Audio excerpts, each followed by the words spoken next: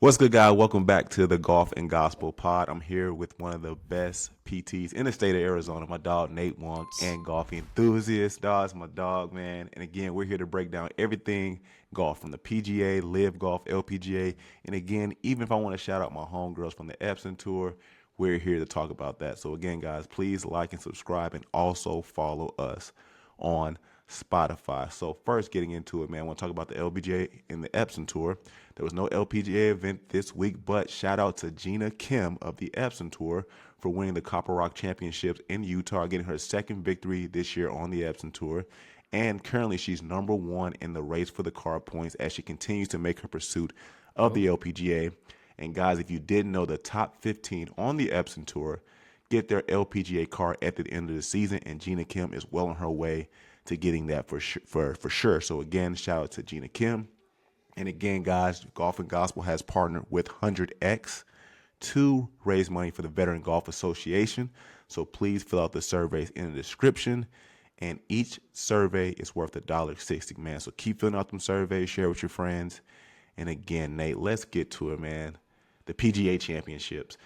And shout out to my dog, Chris Elliott, physical therapist for Grand Canyon University, as well as author or I guess founder of Beyond the Game 365. As you guys go check out that devotional, he sent me the article on Rory McIlroy and this whole driver situation. So Nate, the question I have for you, if you took some time to look into this, man, do you believe that Rory cheated his way to winning the Masters? Bro, Or that, you can't say that. is it? Hey, that's what people are saying. And honestly, I'm not on the train to say he cheated. I think it was well deserved. But obviously, the issue, he was randomly selected at the PGA Championship because his driver was deemed non-conforming. And so I saw. And what do you know about the overuse of a driver and how it works after that?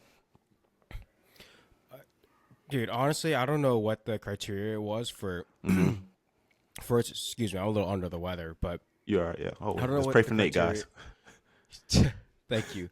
I don't know what the criteria is for non-conforming, but I don't know. Like, it's not like he's hits the ball the farthest on tour, or I guess in these tournaments.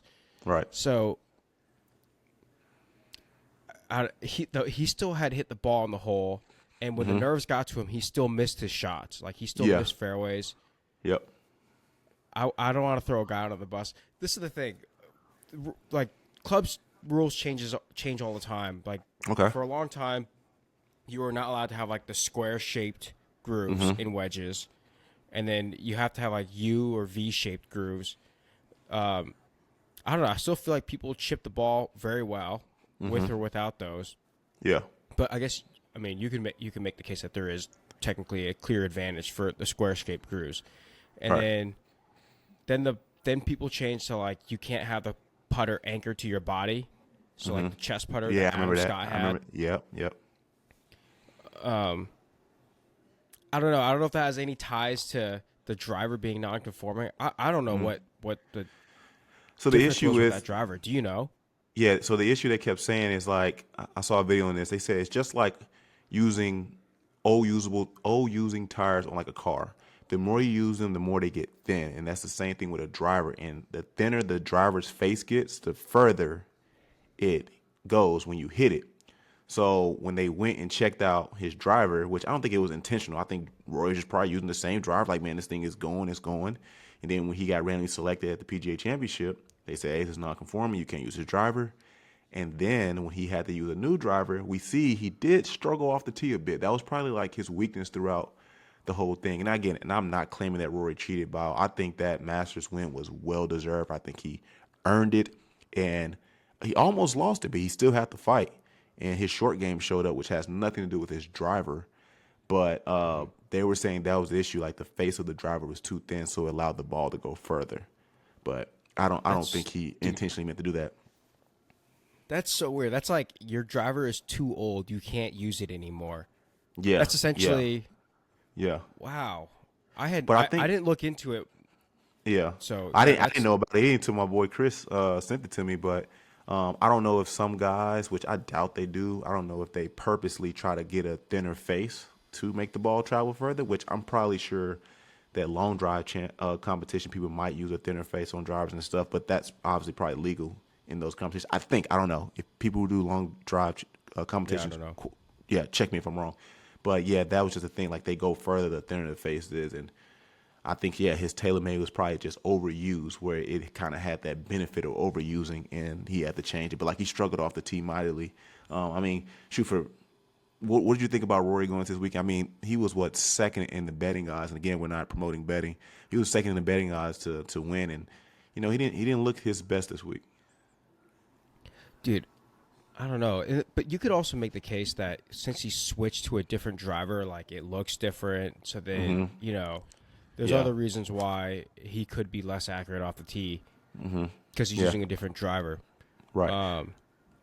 I don't know, but not very impressed with how Rory played. Still solid though. I think he Yeah. didn't he shoot like 67 in the second round or something like that. I think he did something to crawl his way back because at one point he was under the cut line, which was +1. Well, it was +2, then moved back to +1. I texted you, I was like, yo, if all these guys were to birdie right now, that moves the cut line plus back to +1 because we were hoping Spieth can get in with +2, and then Yeah. both all Xander, Scottie, and Rory all birdie. And I was like, there's no way that just happened.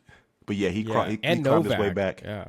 Oh yeah, Novak missed the cut. We'll get into that for sure, man. But yeah, I was kind of it was underwhelming to see how Rory competed, man. I don't think he's coasting because he won his Masters at all, but I hope he's not complacent with I got my career Grand Slam, so I don't want to say just chill, but I mean, regardless, like say if the season ended right now, Rory had an amazing season. I mean, he won 2 signature events, won a Masters. I mean, hasn't missed a Yeah, cut. major. Yeah, so it's just like, Yeah. I mean, what a season. But you don't want him to be complacent with that. Just saying, you know what, I want my Masters. I can kind of start to let my game digress, which I don't think he's doing that by any means. But the way he Yeah. performed this week just wasn't impressive at all for what we expected per se. Yeah, it could be like a temporary mental coast, like Mm-hmm. I do feel like there was a huge weight off his shoulders For when sure. he won the Masters. And you could kind of just see it. It was quite palpable, but I do think he's got like a little mental coast, like, oh, I'm just going to catch my breath and get some space, Yeah, yeah. Because man, But- we were all hoping where Alex Noren is where Rory would have been on Sunday, man. Which again, we'll get into him really, Yeah. great showing by Alex Noren those first 3 days. But yeah, very underwhelming performance by Rory. But again, still plenty of season to go. Still got 2 majors, 2 signature events left. Got the Ryder Cup. But yeah, I do want to talk about this, man, because every time we kind of talk about golf, I think you have a pretty good analysis of the course per se. We see that this course, the green. I mean, we ain't got to go like super analytical here, but the Green Mile, the last 3 holes at this course at Quail Hollow are by far the toughest holes on the PGA, man. I definitely want to hear your thoughts about some of the guys going into the Green Mile, as well as hole 6, par 3, 241 was just a struggle for a lot of people too, and also the mud ball drama that was going on. A lot of guys were just complaining about mud balls here. Yeah, yeah. That was crazy. Let's see. Well, to go with your first thing, the Green Mile is quite nuts. Like I'm just trying to pull up the course right now, so I don't butcher it. But Yeah, for sure. that so 16 par 515. Yeah, Dude, if you hit it 300 yards, you got 215 left. yeah, So I feel like a lot of guys played it to that right bunker because when you kind of hit it to the right, you cut the corner a little bit, so For it sure. shaves off that 515. right. But it looked like a small green. But Yeah, so that when it's a smaller green, you can miss it easily, for sure. and then and then now you have a chip, and then I don't want to say like it's easier to bogey because some of these guys do have such a great short game. For sure. Yeah, like if you don't have a good short game, it's significantly harder to make a par on a course with small greens. So, usually these guys on par 5s are birdie. Yeah. So what I'll tell a lot of players if they're gonna play a tournament, I'm like, well, tell me about the course. If it's like big greens, work on the lag putts. If it's small greens, work on your chipping. You know, and and then I guess if it's like a mix, then you want to go. Then I would say like work on the more or less priority holes, even though You're there's right. no such thing. You don't want to think about For it like sure. that. But it's like, Yeah. but like the green mile, you're like, if I can get through this stretch even, then how do I like cater my game to that? So if there's a bunch of small greens Yeah. there, then I'll work on my chipping a lot more. Yeah. Kind of similar to Amon's corner too. Like, man, let's work on these 3 holes here. 'Cause that seems where a lot of people are dropping shots at and stuff. Yeah. I would say the priority holes are like the ones where you can gain strokes, so like Yeah. you can start scoring, or the Yeah. ones that you can, or the ones that you like are kind of iffy and you want to just get out of there even or at the worst one over. Yeah. But dude, 17 is just. What were you gonna say? No, I was going to agree exactly what you said with 17. But go ahead. Yeah, I was gonna say 17 is a crazy par 3. Yeah. I think the wind plays a huge role because when it's 216, so it's far. Yeah. The ball's probably gonna hang in the air a little bit longer. For sure. So the wind has more time to play with it.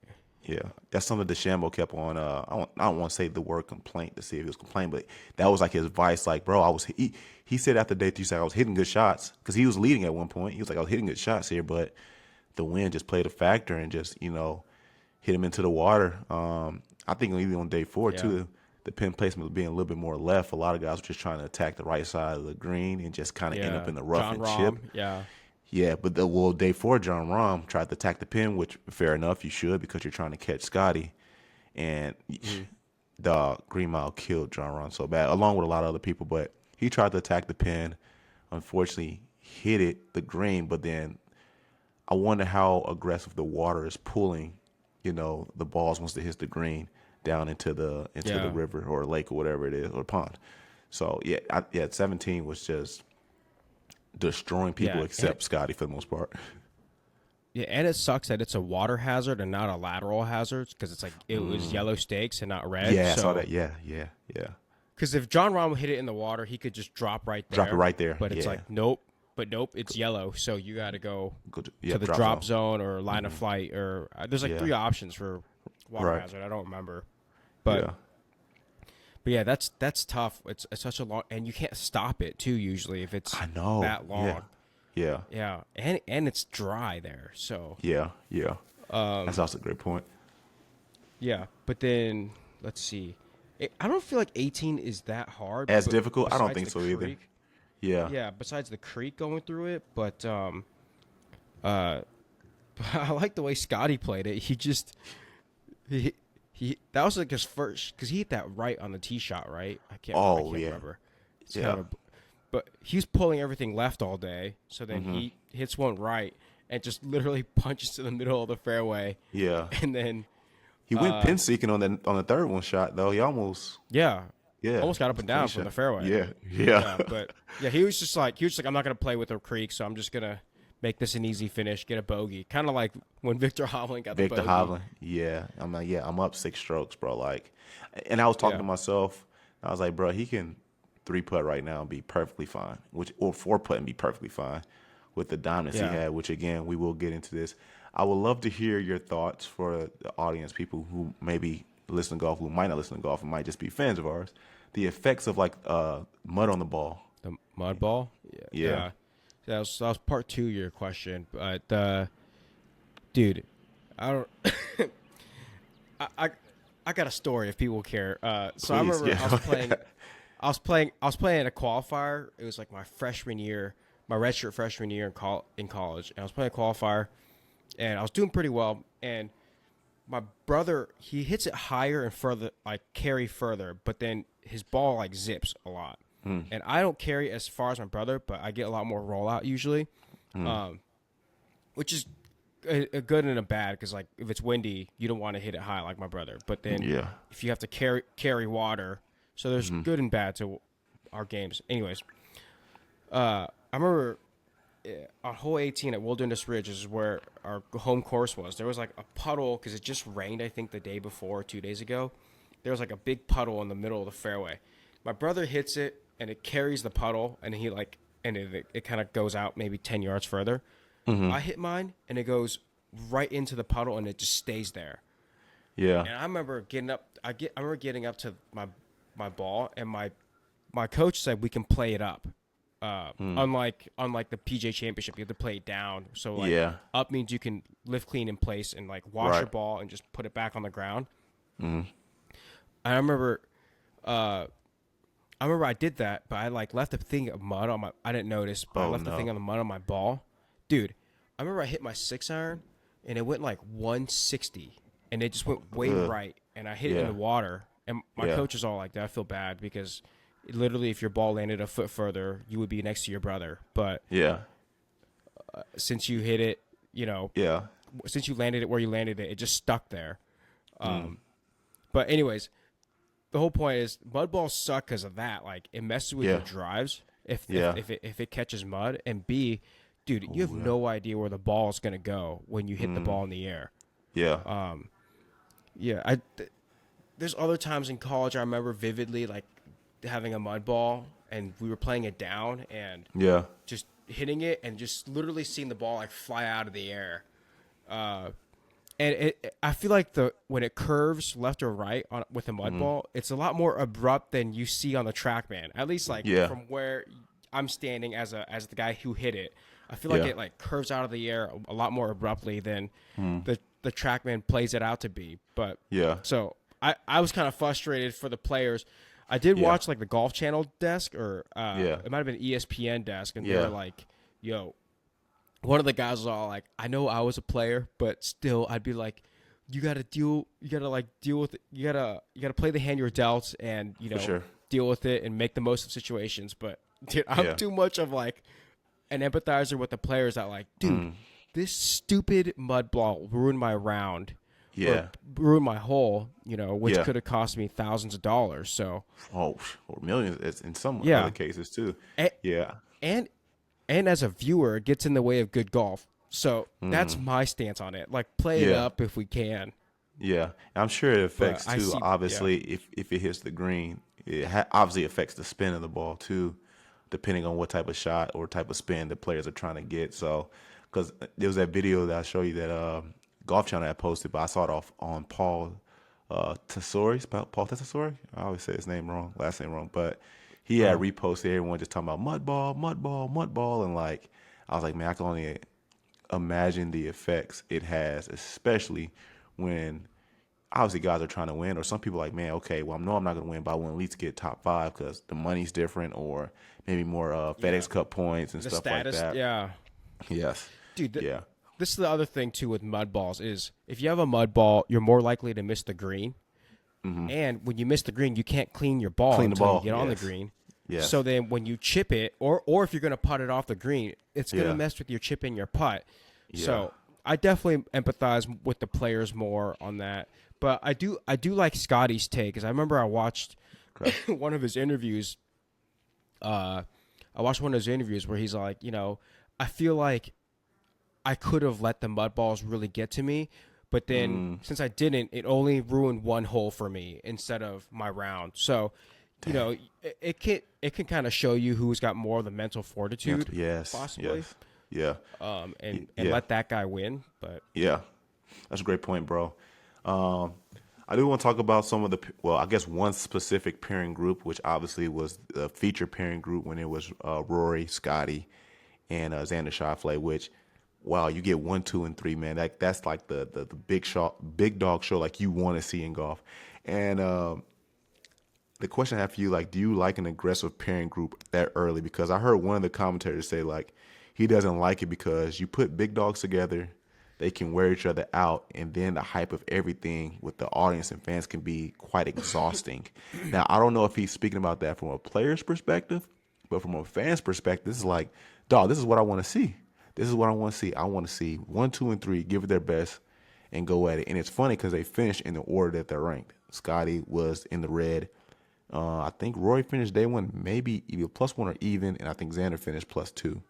So what are your thoughts about having like an aggressive pairing group that early on a day 1, day 2 situation? I don't know. I think the more we can get these like really good players to play together, the better. Yeah. Um, Because we see we're not I mean, guaranteed them in the last round either. We're not yeah, I guaranteed to know. see them paired together. Yeah. Yeah, granted, like I think the most important is if they're paired together in the last round, that would be the coolest. Just because For I like sure. to see more of the battle, and it's cool to see it on Thursday, Friday, For sure. and the Yeah. other thing too is like it's easy if you're walking the course, you can just be like, well, I just want to see these guys, so Yeah. I'll just stay a little ahead to beat the crowd, you know? Yeah. Fan perspective. Yeah. Yeah. So, Yeah. and like if it's televised, like you can just, especially like something like the Masters, where you can just sure. follow the group the whole time, and you can watch literally every shot you want to see. Yeah. I like the Masters but- website because Yeah. they allow you to create so you can't miss any one shot.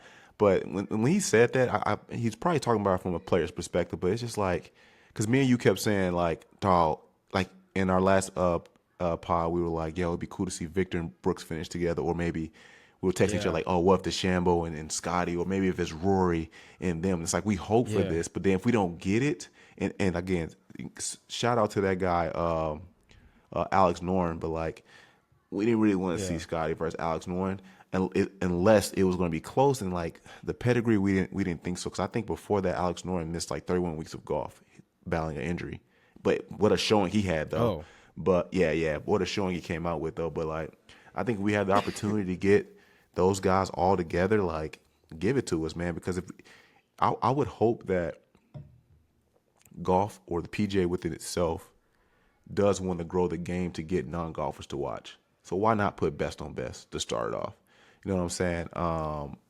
Because if you don't, like, yeah, you'll still see some good shots by Scottie in this group, Rory in this group, Xander in this group, so on and so on. But it's just like we're not guaranteed to see those guys play together at all. Like we got so fortunate with the Masters getting a DeChambeau versus Rory, but then we can have situations like, you know, in no disrespect to Alex Noren at all, but then we can get an Alex and a Scott, and it's like, well, this isn't fun, really. And that's why I think, at least for me, I'm like rooting on John Rahm. Like, John Rahm, make this close so it can be like a fun ending. Yeah. Yeah, because unfortunately, like I said, Noren wasn't really scaring Scottie at all. I mean, he still did amazing. He did so, for missing 31 weeks to get to the final pair. That is amazing.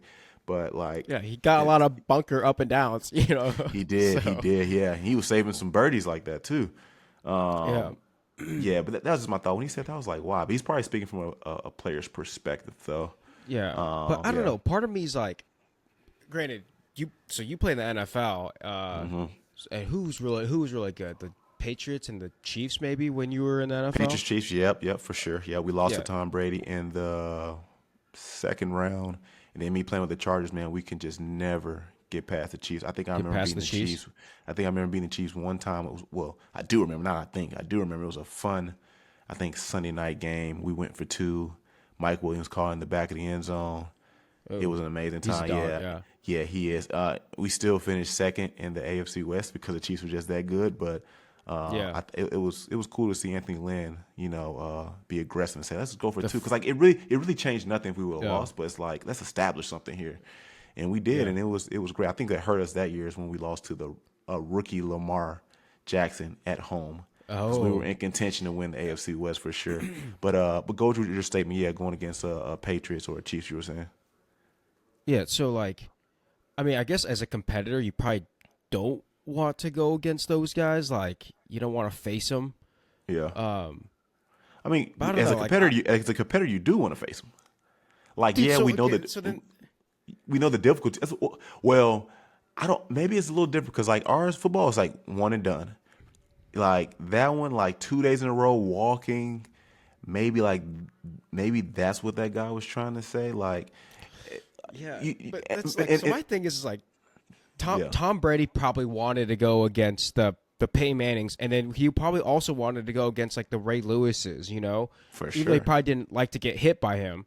Yeah. So I feel like as a player, like you probably want to go against the Xanders because I feel like if I'm Scottie and he probably doesn't think about these more or less threats in the field. as much as I would probably, but let's just say he does, or it's probably somewhere in the back of his mind. If he's thinking about like these threats, it's like, what's Rory gonna do? What's Xander gonna do? Well, he doesn't have to worry about that because they're in his group. So I feel like as a player, as a player, it's like I know what I have to do. And the other thing too is like I've noticed for me in when I play competitive, like if I played against someone good, it'll make me step my game up, especially if it's reachable. Like if someone's way better than me, I'll just play bad. But but if someone's playing a little bit better than me, I can like start to focus a little bit more, lock in a little bit more, right. Make some putts and make things happen. And I feel like that's probably why Brady likes to play against the Mannings of the world. You know? Yeah, for sure. But or like. Yeah, and I guess this is like the case too for like when big time FBS programs play, you know, FCS programs. They kind of play down to their level, like Notre Dame sometimes, did against NIU. Sometimes that. Oh yeah. Well, NIU isn't FCS, but I get what you're saying. Yeah. Yeah. Oh yeah. Trap games. They're still trap games. Yeah. So I feel like if you are a Scottie, like why wouldn't you want to play Rory? Because then you see what he does, and you kind of like puff your chest out and try to hit the same shot, you know.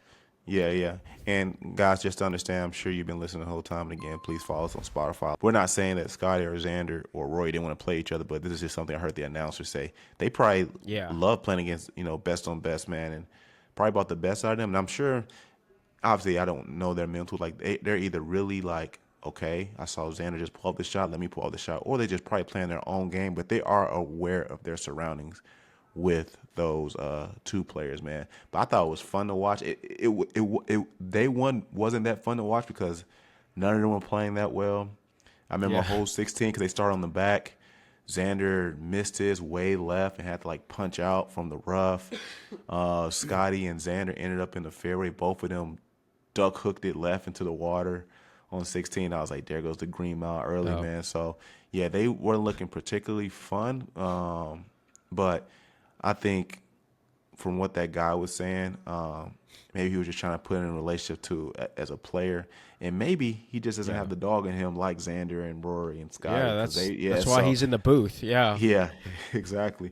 But dog, so there were a lot of surprise cuts that did not make it to the weekend.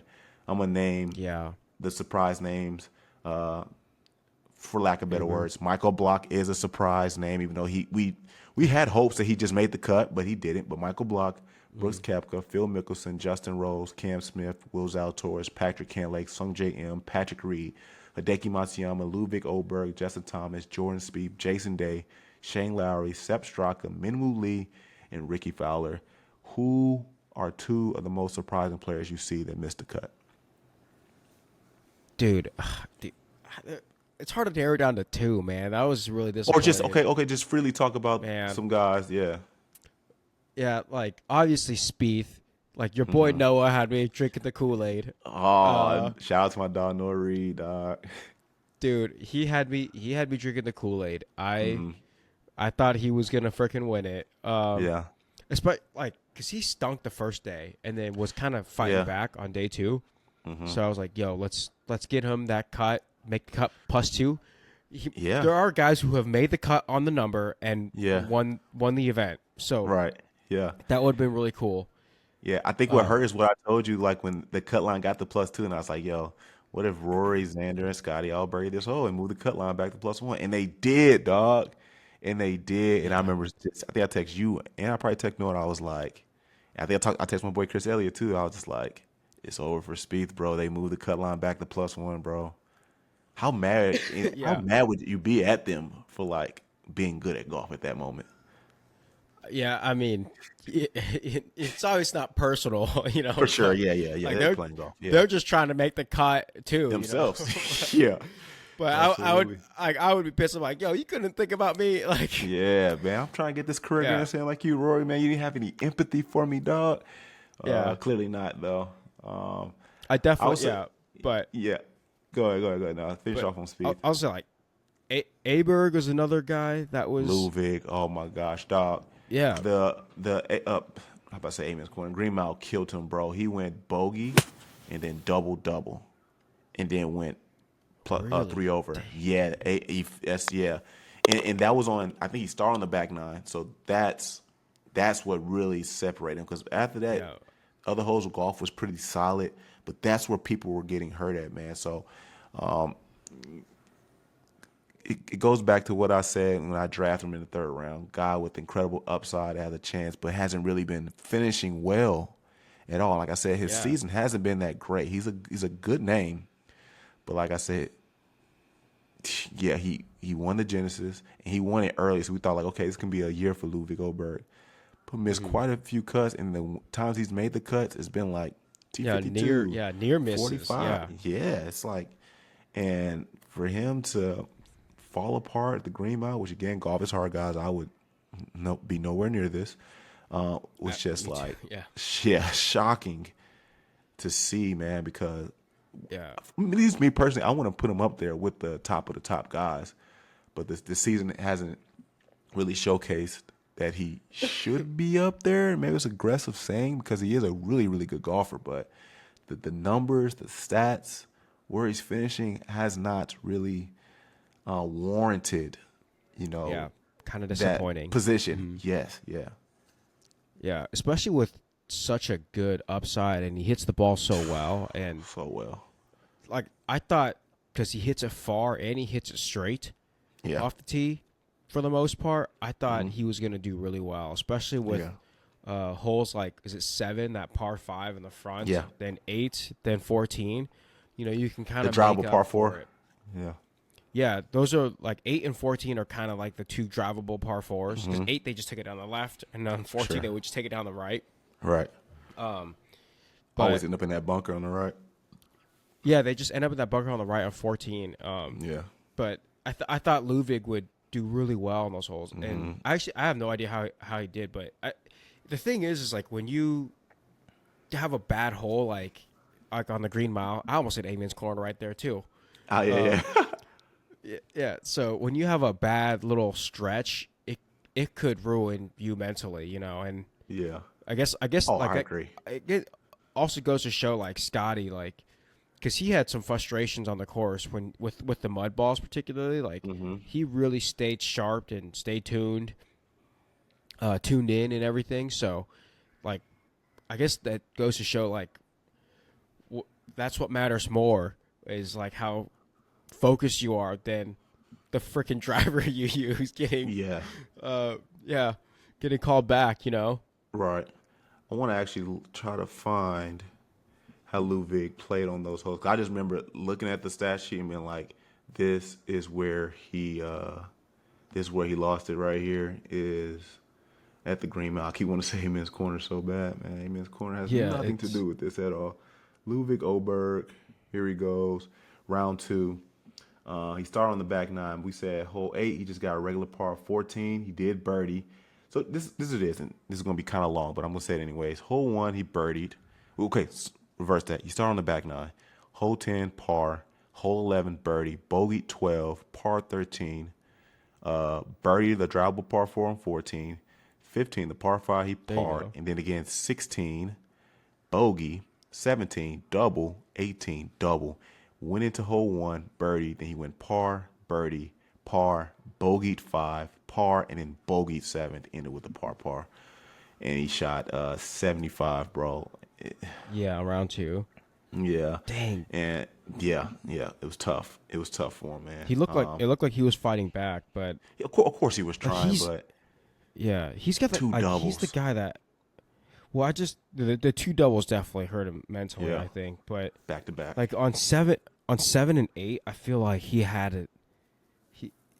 I mean, I don't know what happened, but like he has the game to get birdie on those holes easily, For sure, no question. And it's just because 7 is like a 550 par 5. It's not that long. It's just creepy because it's got that green the green kind of like curves right, and there's the water on the right. So when you have like a long iron into that green or like a wood or a hybrid, it's a really tough green to hit. I think like Alex Noren just hit it left in that bunker. I think it's just someone who hits the ball as far and as well as Ludwig. I feel like he could have capitalized. Sure. I think a guy that surprised me, man, which hurt because we spoke about this before, Hideki Matsuyama, man. Remember, we were talking about how he made 19 major cuts in a row since 2019 and finally, unfortunately, comes to the end at the PGA Championship, man. Dang. Yeah, bro, it hurt. And this guy, his pedigree is not as high as Hideki Matsuyama, and we've talked about this guy before because everyone knows him as a cheater. Patrick Reed also hasn't missed a major cut since 2021. And then he went out there and also missed as well, bro. So I kind of had hopes for Hideki, Patrick Reed, Ludwig Oberg. For the most part, Spieth, I wasn't drinking the juice like you and Noah, unfortunately. I think that's something I hope he can achieve maybe when he's 33, 34. You know, he's still a young guy in the game of golf. And again, I think he has hopes because Rory won his at 35, about to turn 36. And also, let's go, Jordan. Yeah, hopefully we're talking about this. Maybe you'll hear this, because every time I talk down or whatever about somebody, they end up playing out of their minds. Yeah. What's your thoughts on Justin Thomas, bro? He was out. That was a confident pick for me. He missed the cut. I think the 3 bogeys, holes 5 to 7, definitely played their part, man. But what was your emotions with Justin Thomas missing the cut? He's also having a great year, too. He's having a great year. Yeah, he's had a great he was in contention. I feel like that was a good pick. Like, that wasn't one that I was going to – because one of the picks, I was like, good pick, but I would never pick him.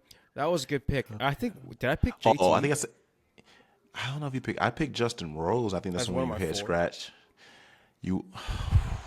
Hey, man, someone let us know in the comments. Who did know – I mean, I know. Who did Nate pick? I don't – yeah, but – yeah, I know you said for sure you're not going Xander. You say I'm not going Xander. Yeah, I'm not going Xander. But I think this is because I told you this is like the year of repeat winners. So like Scottie won, so I picked Scottie. Yeah. And JT won, so I thought JT was and he was in contention in other tournaments too. Yeah, very so close. that also that also gives you more of like a feeling that he's gonna win. Yeah. So that was shocking. He probably just did it. He probably missed the cut in solidarity with Jordan Spieth because they're best friends, you know? Yeah, that's funny. That's a good point.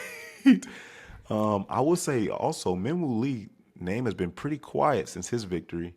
So, he also missed the cut. And Sepp Straka, who just won the previous week. We talked so highly of him. Not to say, again, one missed cut does not deteriorate your season at all. But I was just like, he's been playing such great golf. And then he comes out here. Yeah, 2 wins. 2 wins. Like him, Scottie, and Rory might be the only 3 who have multiple wins this year. And Sepp is just such an under the radar guy if you don't watch golf. And I mean, me and you watch golf, and we were surprised. Like, dog, he did win. Yeah. We have to remember, like, he did win early in the year. And he also missed the cut too. Yeah. So, Was there anybody? I will say that. Go ahead. I was gonna say I think it's shocking that all these live guys missed the cut too, like DJ and Cam I'm not Smith. surprised DJ missed. Not surprised Cam missed either, bro. Cam's been weak for the longest. Dude.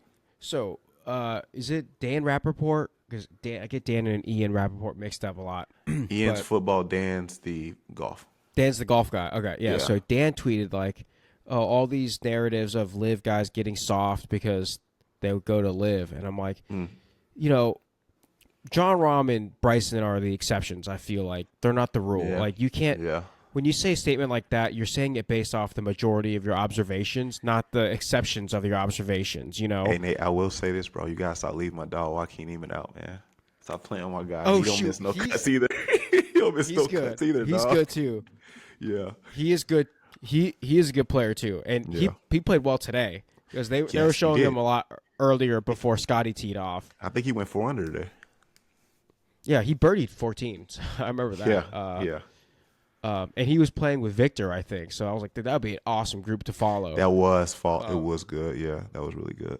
Yeah, and I guess like Tyrell Hatton, but it's just I feel such like an undercard name type, like you always say. Yeah, like he makes it, but it's like he don't really make noise when he makes it. But he's like, well, I'm making the cut. Yeah, it's just the first step. He's still making cuts, which is solid. Yeah. So I still think. With a lot of these big names just dropping off and not doing well. Granted, I feel like when John Rahm wasn't doing well at first, like, because last year he would play in some majors and do really poorly. Yeah. That really hurt the live narrative. Yeah, for sure. But he's definitely fighting back and playing well. But I still think I would still push back on Dan Rappaport with that. Yeah. Yeah, I don't think so either. I mean, like I say, we got our guys, Bryson DeChambeau, John Rahm, Joaquin Niemann, for the most part, Tyrell Hatton, and Sergio Garcia too. He's an old guy, but he's always making cuts too, man. But I think they do need to come with more firepower so they can close that narrative. Phil's getting old. Dustin's just kind of like, oh, I can play. Okay, sure. That's how his play looks like. Sure, I guess I'll play golf this weekend. Yeah, it doesn't look like he's like, I'm gonna go out here and win this thing. From an outside perspective, I can be completely wrong, but that's what my assessment of him looks like. Like, yeah, I guess I'll go play around golf with you guys today for 2 days because he ain't making it to the weekend. Yeah, unfortunately. But the other thing too is, like, I feel like Joaquin was more, or Neiman, he was more contending in a lot of these big tournaments before he went to live, and now it's like we'll hear his name, he'll make a little bit of noise, but he's not contending.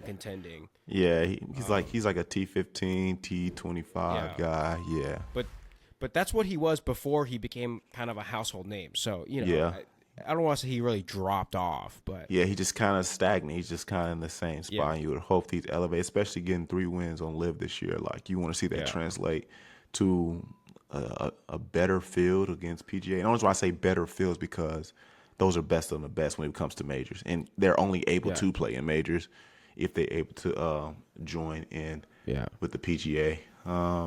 I will say this in Dan's defense, like, no one knows no one says anything about, like, Max Homa dropping off or JT dropping off without going to Live. In his defense, for all we know, these Live guys could have just dropped off because that's just how the game goes. Like Brooks, DJ, and all those guys, and they're just Brooks went plus 10, which was gross. Yeah. So in his defense, but I still kind of feel a little animosity for, not animosity, that's not the right word, but just like, these Live guys are going kind of soft. It's only 3 days and they already got their money. So but sorry, what were you gonna say? Now I'll say so we went about some people who missed the cut. Were there any surprise made cuts? You was like, man, it was cool to see this guy make the cut. I will start off, I am ecstatic to see Tony Finau make the cut, bro, because he's missed his name. Yeah, he missed a quarter of his cuts this year. Like, he only has 1 top 10, 4 top 25s. But going into day 4 with the T8 and you're paired up with the Shambos, like, I don't know what Finau did different, but I was so happy. And, like, for me, Tony Finau is probably one of my favorite ball strikers. One of my favorite ball strikers, bro. So to see Finau make the cut, I was super excited, as well as Bud Cauley. Really happy to see Bud Cauley. Obviously he had that tragic car accident, and then is playing under a medical exemption. He played really well with the players, and he came here and made the cut. Didn't really do anything with it, with making the cut. I think Bud Cauley finished. Yeah, he finished. I just saw it. Bud Cauley finished T72 with plus 10, but regardless, man, he did a lot to fight back because he was under the cut line too. Man was solid $23,655 for T72, which was also good. And I was also surprised too for guys keeping up with the Ryder Cup stuff. Luke Donald, who doesn't even have full, he's like partially retired. He'll play sometimes. Luke Donald, who is the captain of the European Ryder Cup, he came out here, made the cut, went plus 6, shot 67 on day 1. Which is so good because he shot 74 the next day. He made it past the cut line. Very happy to see those guys make the cut. And there are plenty of other guys, but very surprised how Luke Donald came out there and fought Tony Finau, not having the best season like he would like, make the cut. And again, to see Bud Cauley not abusing that medical exemption and, still making cuts and playing good golf. Yeah. I will say it's good. It's a good sign that the U.S. captain beat the Europe captain. Keegan, good point. Good point. He had an eagle on, was it 13? That one par 5. 15. Yeah, there's starting to be murmurs about there started to be murmurs about like, what if he is eligible to be a player in the Ryder Cup? And they started talking about the last time someone did that was, I don't even want to butcher it. I don't even want to lie, bro. I forgot who was the last Ryder Cup captain to play. Was it like Tiger? Nah. I don't know. I don't think Tiger was ever a Ryder Cup captain. Oh, he wasn't? I don't think so. Oh, I think he might have been later in his career. Yeah. I don't think he played though. Yeah. I don't know. I'm about to find Arnold Palmer, 1963. That was the last time. So there started to become murmurs Shoot. it started to become murmurs. Oh yeah. See, this is what you were thinking. Tiger Woods was a playing captain during the United States President's Cup. That's what you're thinking. Yeah, but the Ryder Cup, okay. it was Arnold Palmer, and it started to become murmurs like, man, what if Keegan becomes eligible to like play and stuff like that, and how they'll probably use Jim Furyk to like kind of be like Keegan will still have the title as captain, but he'll lean on Jim Furyk to like assess everything. Coach, because because Keegan's playing too well. Obviously, that's probably a bridge they cross when they get there. But yeah, it's starting to become murmurs because Keegan's having a good season too. But that's a good point, bro, to say like, yeah, he beat the European Ryder Cup. Yeah, that was good. Yeah, but I don't know. Some of the guys, like I was really happy for Finau, and also on the first hole today because he was paired with Bryson. Outdrove Bryson. Yeah, there you go. That's huge. So, that's huge. Yeah, he's a big hitter too. But Finau is a big hitter, and he plays ping. So there you go. yeah, but I don't know. I saw Bo Hostler was up there. I played in a tournament with him. That's awesome. And he killed everybody. And he was a sophomore in high school. This was like, and then that year, I think that summer, he made the U.S. Open and got like 15th at the U.S. Open. That's awesome. So I've always kind of been kind of a fan of him because I feel like I know him, but I never met him or talked to him in my life. For sure.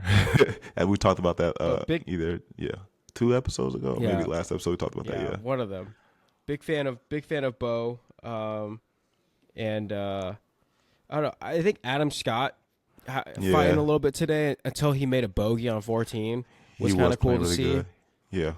I'm a fan of Adam Scott's swing too. Like I feel like before Rory, it was like, yo, if you want to see a pure swing, look at Adams. Yeah. You know, it's funny too. The last guy interviewed for the Veteran Golf Association, which again, guys, remember to fill out those surveys. My dog Bruce Quickle, he said one of his favorite golfers outside of Tiger is Adam Scott because he was a bit of a journeyman. He just loved his swing, so it definitely makes sense why you say Adam Scott. Yeah, but yeah, those are the guys I'm kind of happy to see on the other side of the cut line. Yeah, respect. I do want to get in talking about this too, man. He didn't do well getting into the weekend, but Max Homa, bro, lowest major score at his lowest major score is 64. And we gotta remember, dog, like he's been going through a lot this year. He changed his clubs, changed his coach, changed his caddy. Unfortunately, he's still outside the top 130 and driving. But man, what do you think from the clips or maybe the time you viewed Max Homa? Like, what do you think changed for him? Because I think I always keep forgetting, bro. Because I be texting. All people are texting while watching golf is you, Chris Elliott, Noah Reed, and Torrance Wade. I can't remember who said it. It was either Noah or Chris, or maybe it was you who kept saying like, "What's up with Max Homa only showing up in majors?" So I can't remember if it was Noah or Chris did, man. They always say he always wants to show up in majors, but just regular tournaments not so much. But I think he gave it a good fight. It was cool because he was paired with Scottie. I'm like, come on, man, compete with this guy. He didn't. He ended up finishing, I think, he +4, +5, man. But what you see from Max's game that you think like, man, this is starting to maybe come together? Well, I think it was one of the interviews. It might have been with CBS or it might have been something I saw on social media. But he was saying how like he more recently he like interjected with his swing coach and said, "Hey, I want to try this, or can we combine something like this in his swing?" And he didn't specify in any of the interviews for sure. But he said when he interjected, he could feel like he swung like his old self again, which I'm like, why'd you get a new swing? But he's all like, I don't mean like my old self, but like a combination of my old self and like what I'm trying to work towards. So Yeah. I think that is probably what helped him. On Saturday, though, man, he really needed a lot of putts to drop that didn't drop. So Yeah. I think that would be my assessment about like Max on the weekend was, dude, if some putts would have dropped, I thought he hit the ball well. You know, it's For not sure. like he was hitting poorly. I mean, everybody hits bad shots on a round. So I agree. I think like if he could just clean up the putting in the short game, which granted that tends to slip when you're going through a swing change because you're spending more time working on the swing than on the short game. So hopefully it's just up and up from here because the swing is kind of getting figured out. So then he can kind of work on the other areas of his game later on in the year and tune it up and clean it up. Yeah. I agree. I think that the day he played well, I think he did a good job capitalizing on green and regs and putting. Again, when he's still outside the top 130 and driving, that really showed. Bro, I'm gonna name off the average drives from the weekend. Bryson DeChambeau obviously with 337, Xander with 330, Rory with 324. Those are some of like your top golfers. John Rahm 324, Wyndham Clark 321. Bro, you know what Max Homa was at? 298. Oh, seriously? Yeah. So obviously not really gaining much distance off the tee. Yeah. Which we've talked about the importance of distance and stuff off the tee and whatnot, man. But I would especially definitely at a course like this. Yeah. Yeah, for sure. So I think he definitely got to continue to dial in that driver. I just can't find it in me to talk bad about Max, and I need to so he can go win. But I think again he showed some promise on that. Day one, day two, shooting at 64. Yeah. Well, you could also like say that like he was probably just trying to find the fairway, so you're not going to swing as aggressively. For sure. That could kind of explain it, but man, dude, he's 30 yards behind Xander. That's insane. Yeah. And That's I don't know if historically clubs, that. man. Yeah. Yeah. I don't know if historically Max Homa is like considered a big hitter, but I don't think he's a 30-yard behind type guy. No, he's usually pretty close to Scottie Scheffler. Like whatever Yeah. Scottie hits, that's about Max. Yeah. Like I remember watching him in the Masters. Who was he paired with? But he was hitting it right up next to the guy he was paired with. So Right. I was like, he's not short. Most of these guys are close, but 30. Yeah. Like I feel like he's Xander's distance, and when you just said he's like about 30 yards off, man. Yeah, bro. Yeah, 298. It's not that good, but again, like you said, you're probably just trying to find a fairway, man. He said, "I'm just making sure I don't get myself in trouble." And for the most part, like I said, it worked. But obviously, I think with the names I just read, you kind of want to be, in that category in terms of driving distance. And then also like even going back, let's even look at this too. Where's my dog Max Homa? Because I also want to 60th with Luke Donald. Yeah, I know where he was at. I'm trying to see his driving accuracy was 54.2, which is oh my gosh. Yeah, that's at the bottom. Yeah, that's at the So if it's 74 guys that made the cut, he is.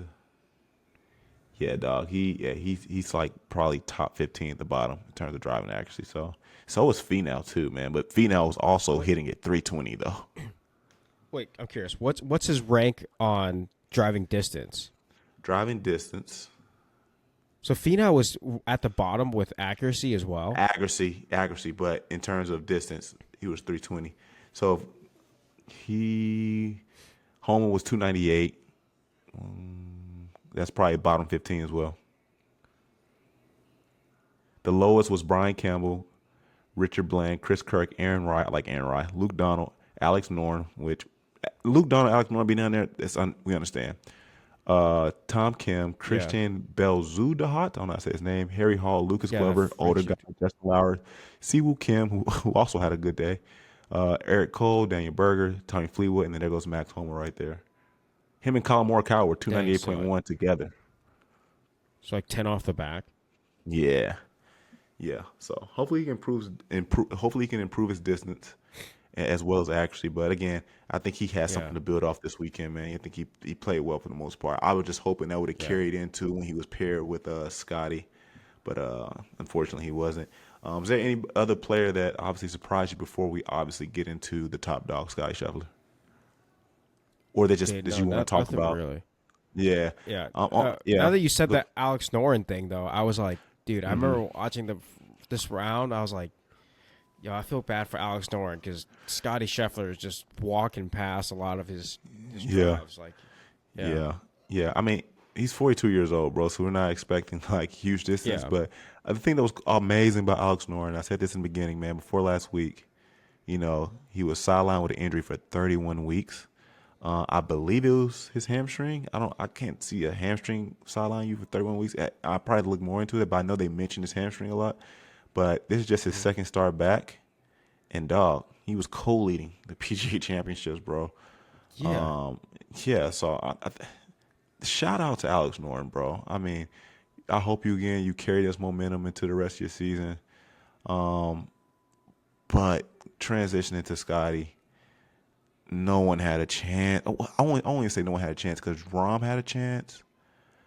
But, again, Green Mile got him. But, dog, just talk about Scottie's day. I mean, he didn't win by 6 strokes like he could have. He won by 5 strokes. But, like, not even close, man. And you mentioned this in the text to remind you of the last year's Masters. How much he won by? Like, he was 13 under. And It's like his first Masters when he four putted the last hole. Yeah. Because he was up so big. So much. Yeah. But anyways, that's like when people are like, the situation doesn't matter as they play their game. Like, no, they don't. Look, Scottie 4-putted. They know what's going on, and it gets to them. And some of these guys are human, and the guys that rise above, it's a lot more admirable and also entertaining to watch, because they're doing like. It's just like non-human things, That's kind of why we watch these athletes. That's why they're in the arena, because we want to see them do these, like out-of-body, superhuman things. But, dude, Scottie, I was so impressed with his back nine yesterday on Saturday. Yeah. Yeah, because the front nine he had, and like I remember Sam Burns talking about it, because Amanda Balionis like interviewed Sam Burns at the end after his round. And she goes, Scottie said that if he could switch one part of his game with you, he would switch like putting. And then it's like, what would you switch with him? And he goes, irons. Yeah. And it reminds me because like when Tiger Woods was prime, he was known for his irons. So might something that might be a connection there. Maybe that's what the golfers should work on. But But I did feel like when he hits the ball up to the green, it kind of all worked out. And he also got a little bit lucky on Saturday when he hit the tree and it went back in the fairway. But things kind of worked out for him on his approaches. And on the front nine on Saturday, the putts weren't dropping. But on the back nine, they were falling. And that's how he got to minus 11. And, dude, he had a birdie on 18 and part of the Green Mile, Yeah. He went crazy on the Green Mile. I mean, he went crazy to the last 5 holes. Hole 14, the drawable par 4, eagle. Yeah, he got an eagle. Yeah. Eagle, yep. Dude. And then 15, birdie, par 16, birdie, both 17, 18. I was like, dog, no way. He just torched us when everyone's struggling in this thing. Yeah, that was very impressive. Like, things were just working out for him, and he was making the putts on the back nine, and it was just, dude, that his Saturday back nine, that was such an impressive string of golf. Like, it was unbelievable. Obviously on Sunday. Yeah, go ahead. Yeah, he just did what he needed to do today. That's all we could really say. Yeah. I wonder if for John Rahm, if John Rahm predetermined like the Green Mile how difficult it was going to be, because look at Scottie, like in the beginning on that front nine, like Scottie was tripping and closing, like and letting the gap close where like Rahm was starting to get in contention. JT Poston was starting to get in contention at one point, but more so we're focused on Rahm. Yeah. And I think, I keep getting these all confused. I don't know if it was you with Chris, who texted me saying that the announcer was like Rom is for Rom to like lose. Like this is for him to lose because Scotty started off with a bogey, then went birdie, then went par, par, par. Then he went bogey on 6, par on 7 and 8, and then bogey on 9. And that's when it was like, dang, Rom, you're only one stroke behind, bro. So and he still had 14, 15 to go. Yeah. Yeah, and so I wonder if Ron was like, dang, I wonder if it got to him. Because it's like, bro, if you want a chance, you have to dominate, again, the hardest 3 holes on the PGA Tour. Yeah. I don't know. I did say that because I remember it was like I think one of the Immelmans that was all like, yeah, I think this is John Rahm's look. But I'm like, dude, you can't count Scotty out because I feel like this happens all the time with Scotty. Like, he'll let us slip a little bit. It happened with Rory too. Like it just happens with the leaders. But but the reason why they're winners and they've won a billion times is because they've been in situations like this, or they know how to kind of like pull themselves back into lock in and play good golf. So agreed. I guess that's another like impressive aspect because he definitely knew. One of the holes, they said, I think it was hole 9. They were like, yeah, Scotty took a long look at the leaderboard and knew like. But dude, so part of me, I think I said this, like a handful of times before, but I'm like, part of me is like, yeah, you don't want to watch the scoreboard when you're golfing. You want to just play your game. But the other part of me is like, dude, I want the guy that knows the situation and can dominate the situation. You know, right? Like in college, my coaches are always like, if we're down 1 or 2 and we need a birdie, or if we're tied with someone, or if we're winning by 1 and we need a par, I want you to be the guy that we can count on to make that happen. Yeah, and I feel like the situational golf is what makes someone great. For sure. Like, I don't think anyone's going to think about Scotty shooting. I think he shot like 73 today. Yeah, because I was hoping he was going to have 4 days under in the 60s. Yeah. But like, no one's going to remember that. But they're going to remember the other good moments that he had when that shot 71. It was clutch, you know. Oh, he shot even. Okay, it was worse than I thought it was. Yes. Yeah. And even just going back to talking about with John Rahm and the Green Mile, bro. Here's a stat I saw earlier on day 1. It says there's been over 1,803 water balls since 2003. Hole 16, 126 balls have been in the water. Hole 17, 716, and then hole 18, 961 balls in the water. And triple or worse from holes 16 to 18 is 12. Triples or worse from holes 1 to 15 is also 12. So that shows you how scary those last 3 holes are. And I think for the most part, I mean, yeah, Romy, you have to be aggressive because, you're trying to catch him. But we saw the effects of the Green Mile for him. We saw the effects of Green Mile for Ludwig Oberg not making the cut. And I'm sure this kind of resonated with a plethora of other players as well. But, man, if Scotty starts playing like this, bro, we're still going to watch golf, obviously, but it won't be as fun because no one's going to be contending. And I want it to be scary. I feel like the next time someone's going to be able to contend with Scotty is probably the Open because playing links course, Zoysia grass, Scotty didn't play that well there last year. Obviously, it's a totally different Scotty. But I think now he's catching fire because at first, when we won the Byron Nelson, golf is still golf. So I get the ball in the hole. I'm like, the field wasn't that difficult. You can go do what you do. But to do it at a major against a really good field, oh my gosh, bro! And he's playing next week in the Charles Schwab, I think. I think it's the Charles Schwab. No, okay. Oh yeah, it is. Yeah. Yeah. He's gonna play in those Texan tournaments. That's where he's from. Yeah. He's probably gonna win that one too. Yeah, I think. You know what? Let's take a look at the field real quick before we get to our final and closing statements for wrapping up this tournament. But the field thus far for Michael Block's in that field. I know, bro. The field so far. Let's go. Lock in, Michael. If we look at the rankings and not the World Golf rankings, just like the normal FedEx Cup rankings this year, it's Scotty and your next person in the field, which I love this guy. He's having a good year, is Novak. Then after that, Harry English, Maverick McNeely, J.J. Spahn, Tommy Fleetwood. So it's like, well, looks like Sky's about to win back to back. And again, well, I can't. You can't say I talked about every single person bad or whatever, but I just don't see any of these other names really contending for first at this point. I think they're all fighting for second. Yeah, it's seriously like one of those tournaments, like playing junior golf. If Zach Wright showed up, I'd be like, we're playing for second. They're playing for second, like, bro. Yeah, it's kind of like what Scottie is now. But Yeah, and I bet know, guys are mad. Yeah, go ahead. I was gonna say, part of me is kind of would love to see like the next Tiger. You know, I do think it is impossible. I think Bryson is going to come back, and I think the next major he's going to do well. Hope he can win. He's going to go back and do his analytics thing and try to find a ball that flies straighter. That's what he said. And I think his putting's been bad.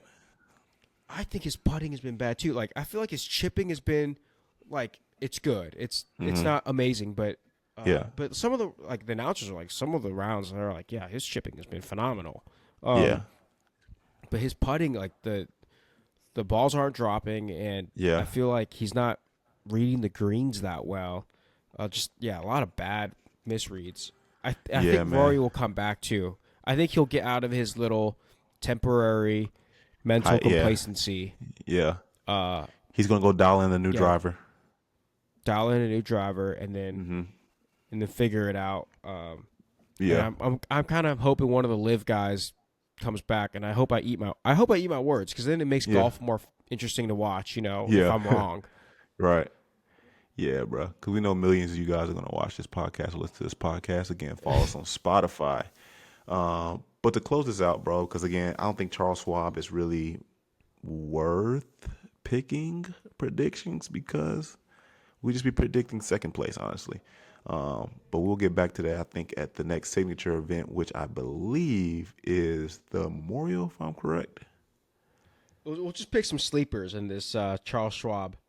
Okay, you know what? Let's pick some sleepers. I know one I already want to say, even though it's a long shot, because he has no PGA wins. I'm hoping Tommy Fleetwood, bro. I'm hoping Tommy Fleetwood. Ooh, that's a good pick. Yeah, I'm really hopeful for him. I don't want to pick him. That's a good one, but I don't want to pick him. Yeah, I don't want to pick Fleetwood, dude. Big fan. It's just he doesn't win. He doesn't win. He doesn't win on PGA. He wins on DP. And dude, his ceiling is as high as anybody's. I know. You know, it is. I mean, 8 top 25s, 10 cuts made out of 10 events played with 3 top 10s. Like, he's having a solid season, but just middle of the pack type guy. But you know, I'm gonna count on him to be the sleeper. I might go with either Akshay or Harris. Harris English had a great. Well. He had the low round for the day, 6 under. Yeah, shot 65, I think. Yeah. So hopefully, I like the Akshay pick. Yeah, and then my boy Chan Kim is playing. So make the cut, please. Here we go. Let's go. Hey, I was thinking currently right now, from the players you drafted, is there anybody that you would waive or trade right now? Not say I'm trying to trade with you, but like right now, like my Phil Mickelson pick is not hitting at all. At all. I figured you were gonna go there. Yeah, it's just like, you know what, Phil, come up to the office, man. Turn in your playbook, bro. I'm gonna let you go. He's not doing well at all. I don't know. I feel like I should either waive my buddy Chan and sign like a Homa, because Homa's coming up. Ooh. But Chan's only had, I guess, since our draft, one real event that he's played in. He didn't make the cut though. But Phil, this is like a multiple events. I'm like, dog, you finished 51st in live this week, like, and you missed the cut at the Masters, you missed the cut at the PGA Championship. It's like, hey man, you might have to turn in your playbook, bro. Yeah, and I signed Akshay, if I remember correctly. Did you sign Akshay as a free agent? You signed Chan? I think you did get Akshay, because I signed Finau and Sung J M, I believe. That's free agent. Yeah. So I don't know. Maybe Aaron Rye's been balling. I love Aaron Rye, bro. When I did my episode with Parker Van Campen, the amputee, I talked about how I love two-glove Aaron Rye.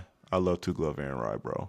He's having a pretty solid season, too. Sometimes he's at the top of the leaderboard. It's just not sustainable. Yeah.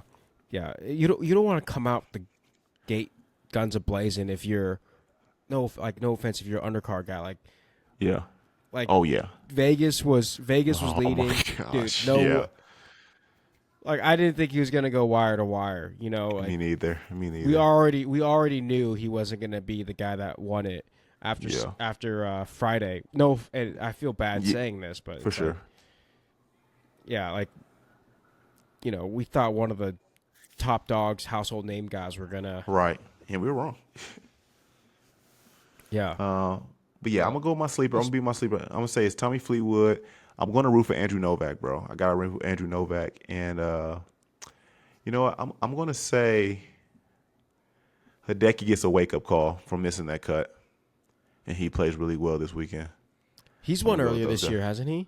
He won the Century, yes. And like I said, he's a streaky player. I drafted him in the fifth or sixth round. I say he's a streaky player, but when he wins, he wins. Always a solid guy. But yeah, he won the Century early in the year. But I think this will be a wake up call, missing his first cut in 5 years, a major cut in 5 years. I think he wakes up and plays really well. And again, guys, we're already knowing. I won't say knowing. We're 98% sure Sky's going to win this tournament. Because I've never seen Sky win a tournament like, okay, I can relax next week. He's like, nah, I'm winning another one. So we're really just saying sleepers, second place guys, and again, Fleetwood, Andrew Novak, and I got Hideki Matsuyama. Yeah, it's that Emmitt Smith Texas mentality. He probably saw the Super Bowl ad where it's all like, I won the Super Bowl. I'm going to take a break. And it was just like he's in the weight room, takes a 3-minute rest between sets. That's my break. Yeah. Now I got to go win the Super Bowl, Yeah. I love that mentality. I love it, man. So who would you say your sleepers are? I mean, I know you went with Akshay, Chan. Spieth is playing in this event, so He is. I saw it, and I didn't want to say his name. I hope he does well, makes his cut, maybe kind of do what he did to Byron Nelson, but I like the guys I picked. Sorry, Noah Reed. Sorry.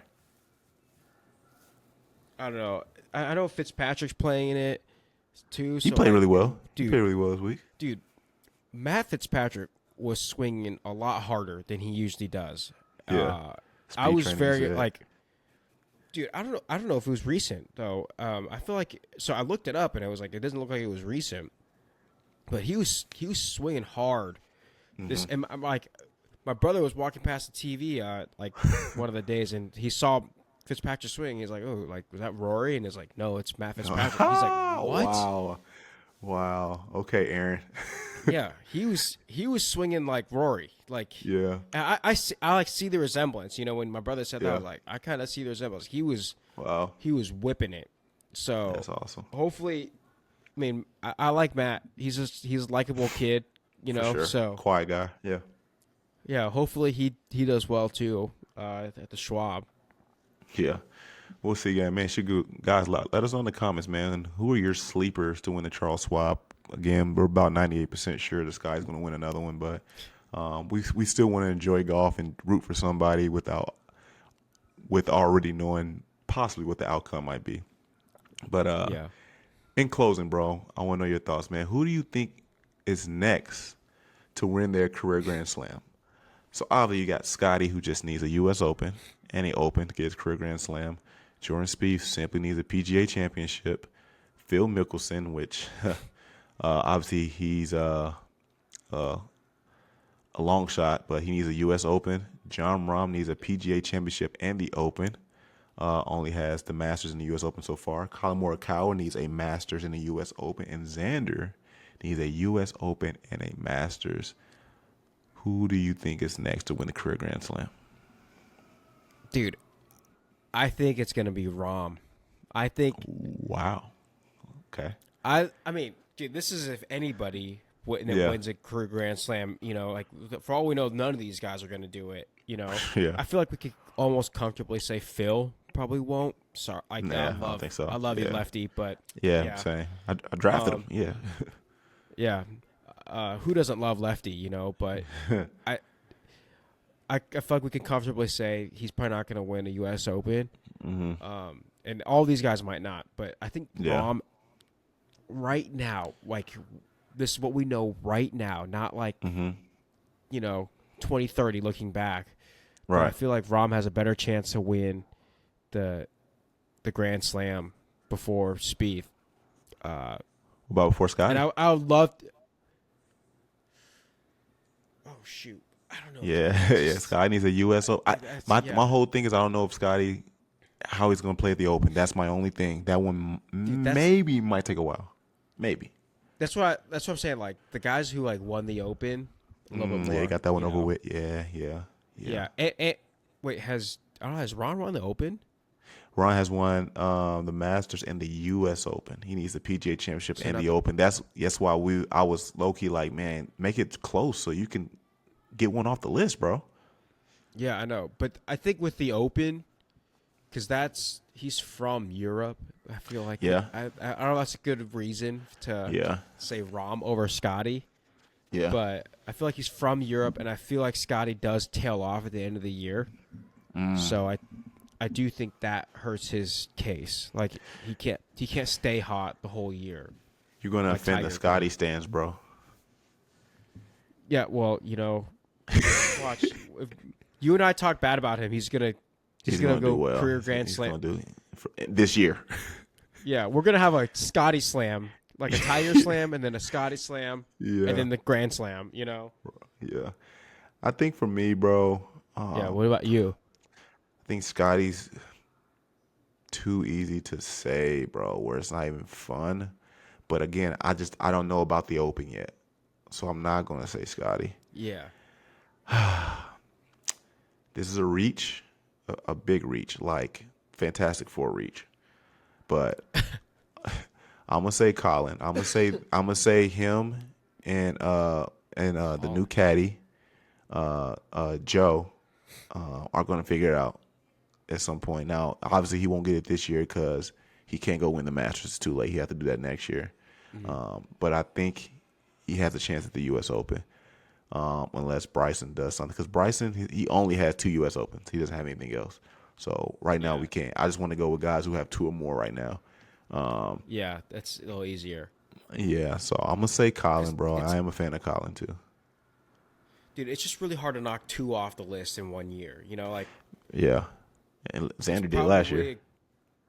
I know. But, dude, when's the last time I feel like someone's done that? Very rarely. Like even Scottie when he was really hot, last year, he couldn't grab another one. I think him getting arrested last year obviously killed the momentum a little bit.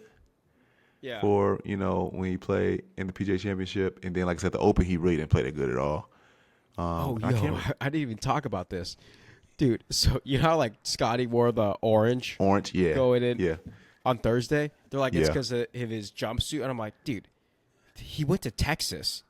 Yeah. Yeah, they're trying to create a narrative there. Yeah. As a Nebraska fan, I do love that Texas and prison uniforms look the same. So yeah, that's a good point, bro. Yeah, they kept saying that there, too. Yeah, they kept saying that at the same time. But and honestly, I didn't even think about he went to Texas. I just thought he's just playing fun of what happened last year. Did he ever come out and say what he did? Was he saying I'm just wearing this for Texas, or are we just under the assumption? He didn't say anything, but when I saw it, I thought of Texas because whenever I see that ugly orange, yes, offense Texas fans, whenever I see that ugly orange, I'm like, ugh, and then I think of Texas, and and Rory wore the same kind of thing the next that one of the days, and I was like, ugh, gross, freaking orange. We're red, dude. Go big red. Yeah, that's awesome. They also said Xander. Where does Xander go to school? Somewhere in California, I think. I may be wrong. SDSU. Yeah. San Diego State. That's right. They were saying he wore the same outfit he won the PGA Championship last year. I don't know which day he wore it, but I don't know if he was trying to get that mojo back and stuff like that. Yeah. Yeah. But I think you picking John Rahm's a good pick. I mean, he's gonna have to wait next year to the PGA Championship, but he still has the Open to compete for to knock one out. For Colin, he still has the U.S. Open to knock out. I just hope him and Joe can. I'll keep calling him Joe like if I know him, but hope him and the new caddy can figure it out and get some things going. Because Colin's not playing bad, but he hasn't been in contention since getting the new caddy. But it's a new relationship. You're trying to figure things out. And so that's my hope. Again, Scottie is probably going to prove me wrong because I know he listens to this at home with his wife and watch him his win kids.